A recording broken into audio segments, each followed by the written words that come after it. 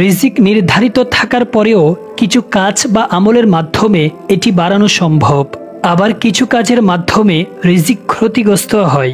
আল্লাহ তাআলা পবিত্র কুরআনুল কারীমের সূরা সাবার ৩৬ নম্বর আয়াতে বলেছেন, বিসমিল্লাহির রহমানির রহিম, কুল ইন্না রব্বি ইয়াবসুতুর রিজকা লিমান ইয়াশাউ ওয়া ইয়াকদির ওয়ালাকিন্না আকসারুন নাসি লা ইয়ালামুন। তুমি বলো, নিশ্চয়ই আমার রব যাকে ইচ্ছা তার রিজিক সম্প্রসারিত করে দেন, আর যাকে ইচ্ছা তার রিজিক সংকুচিত করে দেন, কিন্তু অধিকাংশ মানুষই তা জানে না। কিছু কাজে মানুষের রিজিক ক্ষতিগ্রস্ত হয়। প্রথম কারণ হলো মিথ্যা কসম খাওয়া ও ধোঁকা দেওয়া। মিথ্যা কসম খেলে এবং মানুষকে ধোঁকা দিলে মানুষের উপার্জনের বরকত চলে যায়, আর বরকত চলে যাওয়া মানে রিজিক ক্ষতিগ্রস্ত হওয়া।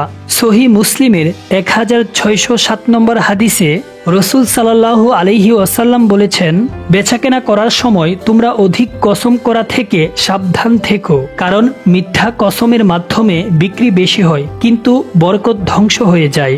সহিহ বুখারীর 2079 নম্বর হাদিসে রাসূল সাল্লাল্লাহু আলাইহি ওয়াসাল্লাম আরও বলেছেন, ক্রেতা ও বিক্রেতা যতক্ষণ পর্যন্ত বিচ্ছিন্ন না হয় ততক্ষণ পর্যন্ত ক্রয় বিক্রয় সম্পন্ন করা কিংবা বাতিল করার সুযোগ রয়েছে।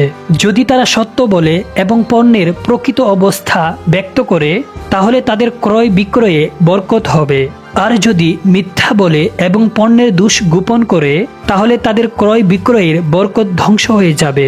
দ্বিতীয় কারণ, কৃতজ্ঞতা আদায় না করা। মানুষ যখন প্রাপ্ত নিয়ামতের শুকরিয়া আদায় করে না তখন তার থেকে সেই নিয়ামত ছিনিয়ে নেওয়া হয়, এতে ক্ষতিগ্রস্ত হয় মানব জীবন এবং কমে যায় রিজিক। সূরা ইব্রাহিমের 7 নম্বর আয়াতে আল্লাহ তাআলা বলেছেন, আর যদি তোমরা অকৃতজ্ঞ হও তবে মনে রেখো আমার শাস্তি বড়ই কঠিন। রিজিক কমে যাওয়ার তৃতীয় কারণ হলো পাপ কাজে লিপ্ত থাকা। ইবনে মাজার 4022 নম্বর হাদিসে রাসূল সাল্লাল্লাহু আলাইহি ওয়াসাল্লাম বলেছেন, সৎকর্ম মানুষের আয়ুষ্কাল বাড়াতে পারে এবং দোয়া মানুষের তাকদীর পরিবর্তন করতে পারে, আর মানুষ তার পাপ কাজের কারণে প্রাপ্য রিজিক থেকে বঞ্চিত হয়। চতুর্থ কারণ হচ্ছে হারাম উপার্জন।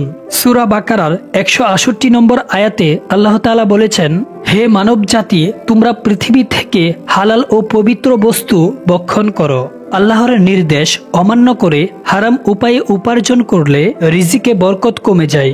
সহিহ মুসলিমের 1052 নম্বর হাদিসে রাসূল সাল্লাল্লাহু আলাইহি ওয়াসাল্লাম বলেছেন, যে ব্যক্তি হালাল ও বৈধ উপায়ে সম্পদ অর্জন করে তাকে বরকত দান করা হয়, আর যে ব্যক্তি হারাম ও অবৈধ পন্থায় সম্পদ অর্জন করে সে কখনোই আহার করেও তৃপ্ত হয় না।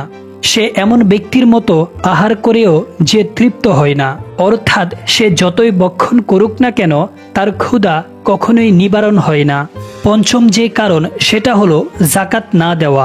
সঠিকভাবে যাকাত আদায় না করলে রিজিকের বরকত উঠিয়ে নেওয়া হয় এবং এতে করে রিজিক ক্ষতিগ্রস্ত হয়।